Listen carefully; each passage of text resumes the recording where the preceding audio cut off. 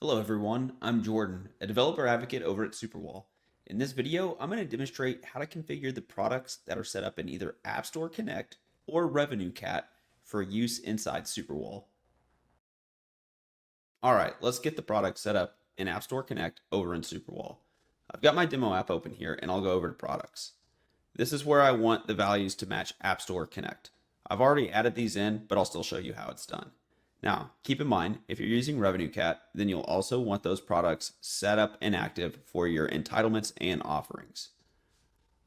If I were to visit App Store Connect and go over to subscriptions, it's over here in the bottom left. I need to make sure that the things that I have for subscriptions are also in Superwall. If you don't have a subscription group, now would be the time to make one. I'll go ahead and open mine up. And what you're seeing is that the values here match what I have over in Superwall. Specifically, things like the product ID, the duration, the pricing. You would go over here and hit Add Product, copy the product ID, set the price, and so on, and save it. Now, I'm getting a warning because I've already set this up, so I'm not going to save it.